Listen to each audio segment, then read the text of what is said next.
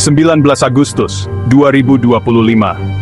Hari ini, kita berdiri di tengah hiruk-pikuk Indonesia yang demokratis, sebuah bangsa yang terus bergerak, seringkali kacau, tapi tak bisa dipungkiri, hidup. Namun, pernahkah kamu berhenti sejenak untuk bertanya sebuah pertanyaan sederhana, mungkin berbahaya? Bagaimana jika kalender tidak pernah berganti ke tahun penting 1998 itu? Bagaimana jika seruan reformasi tidak pernah menggema di jalanan, tidak pernah menggulingkan rezim yang tampaknya tak tergoyahkan selama puluhan tahun? Bayangkan sebuah dunia di mana Indonesia tetap beku dalam waktu, sebuah bangsa yang masih hidup di bawah bayang-bayang Orde Baru. Atau mungkin bahkan mundur lebih jauh ke masa-masa Orde Lama yang bergejolak dan penuh api. Ini bukan hanya latihan sejarah, ini adalah perjalanan ke jantung identitas nasional kita. Sebuah perenungan tentang pengorbanan yang telah dilakukan dan kebebasan yang sekarang mungkin kita anggap remeh. Pertanyaan ini memaksa kita untuk menghadapi nostalgia yang dalam, seringkali tak terucapkan, yang berlama-lama di sudut-sudut masyarakat kita. Untuk memahami apa yang mungkin telah hilang atau kita dapatkan, kita harus mengingatnya terlebih dahulu. Mari kita ingat Orde Lama di bawah Soekarno, era ambisi besar, nasionalisme yang berapi-api, menyatukan kepulauan muda yang luas, slogan-slogan revolusioner, semangat anti-imperialis yang kuat. Namun kehidupan bagi orang biasa seringkali merupakan perjuangan. Kebutuhan dasar langka, antrean untuk beras, antrean untuk minyak goreng, ekonomi berada dalam keadaan krisis yang abadi. Kemudian datanglah Orde Baru di bawah Soeharto, menjanjikan pembalikan total, pembangunan, stabilitas, ketertiban. Dan untuk sementara waktu, tampaknya berhasil. Sekolah dibangun, jalan diaspal, rasa prediktabilitas menetap setelah bertahun-tahun kekacauan. Kehidupan sehari-hari menjadi lebih terstruktur, lebih seragam. Ideologi negara, Pancasila, ditanamkan ke setiap siswa dan pegawai negeri. Ini adalah era yang didefinisikan oleh kontrak sederhana, tidak tertulis. Pemerintah akan memberikan stabilitas ekonomi, dan sebagai imbalannya, rakyat akan memberikan kesetiaan dan keheningan mutlak mereka. Namun, stabilitas ini datang dengan harga yang mahal. Versi harmoni Orde Baru berarti penindasan semua perbedaan pendapat. Hanya ada 3 partai politik, semuanya dirancang untuk memastikan kemenangan abadi partai yang berkuasa. Media adalah corong pemerintah. Mengkritik presiden atau keluarganya adalah tindakan yang berbahaya. Perasaan diawasi meresap. Tetangga mungkin informan. Mari kita tarik garis yang jelas membandingkan 3 babak berbeda dalam kisah bangsa kita ini. Di Orde Baru, ekonomi sering dipuji karena trilogi pembangunannya. Stabilitas, pertumbuhan, pemerataan. Bagi banyak orang, ini berarti pekerjaan yang stabil, harga makanan yang terjangkau, dan kemampuan untuk merencanakan masa depan. Namun, stabilitas ini dikelola secara terpusat dan dipenuhi dengan korupsi, kronisme, dan nepotisme. Bandingkan ini dengan era reformasi. Setelahnya adalah kekacauan. Krisis keuangan 1998 melihat rupiah anjlok, bisnis runtuh, dan kerusuhan sosial yang meluas.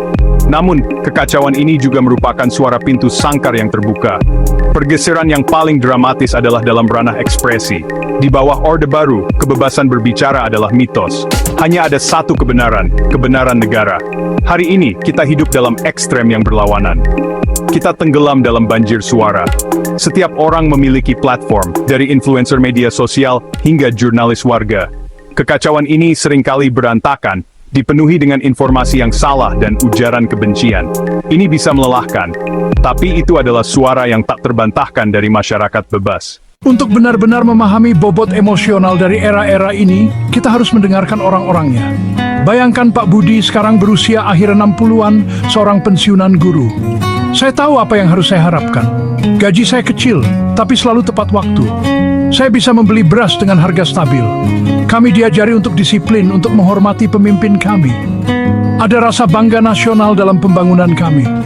Tapi, kami juga takut. Kami tidak pernah membicarakan politik di meja makan. Rekan saya diinterogasi hanya karena lelukon yang dia buat di ruang guru.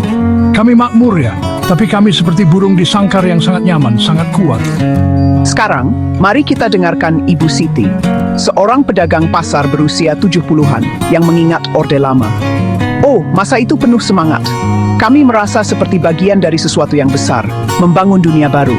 Presiden Soekarno bisa membuatmu merasa bisa menghadapi siapapun. Tapi semangat tidak mengisi perutmu. Saya ingat mengantre berjam-jam hanya untuk mendapatkan seliter minyak tanah. Ibu saya akan menangis karena dia tidak tahu harus memasak apa. Kami bangga, tapi besar. Itu saya fasa mimpi besar, namun kosong. Itu mengajariku untuk tangguh. Terus Anda Bernard Sonnet. Akhirnya, dengarkan Dian, seorang desainer grafis berusia 25 tahun yang hanya mengenal era reformasi. Saya bahkan tidak bisa membayangkan hidup seperti orang tua saya. Pekerjaan saya adalah tentang mengekspresikan ide, menciptakan hal-hal yang menantang orang. Saya bisa memulai merek sendiri, bekerja dengan klien internasional, dan mengatakan apapun yang saya inginkan secara daring. Tentu, saya khawatir tentang mencari pekerjaan yang stabil, dan berita politik membuat saya pusing. Tapi gagasan harus meminta izin untuk menciptakan sesuatu, atau takut untuk menyukai postingan kritis. Itu terdengar seperti mimpi buruk. Jadi kita kembali ke titik awal kita, berdiri dalam realitas kompleks 2025, melihat kembali hantu-hantu dari apa yang mungkin terjadi. Akankah Indonesia lebih baik jika reformasi tidak pernah terjadi? Menginginkan kembali ke Orde Baru berarti menginginkan ilusi perdamaian, stabilitas, dibeli dengan mata uang keheningan dan ketakutan. Itu berarti merindukan kesederhanaan yang menghapus perjuangan mereka yang terpinggirkan, dibungkam, dihilangkan. Di sisi lain, meromantisasi Orde Lama berarti jatuh cinta pada retorika yang agung dan berapi-api, sambil mengabaikan kesulitan mendalam yang ditimbulkannya pada rakyatnya. Era reformasi sangat cacat. Demokrasi kita bising, politik kita transaksional, korupsi tetap menjadi kanker, kebebasan yang kita hargai telah dipersenjatai untuk menyebarkan perpecahan dan kebencian.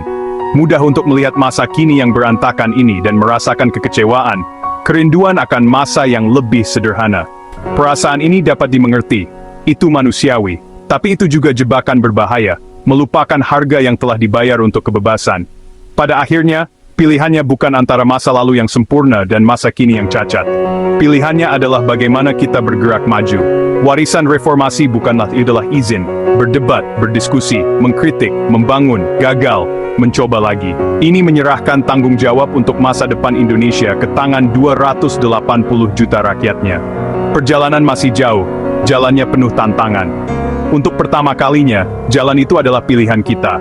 Dan kekuatan pilihan yang berantakan, kacau, dan seringkali membuat frustrasi itu adalah harta yang lebih berharga daripada ilusi ketertiban yang sempurna dan hening.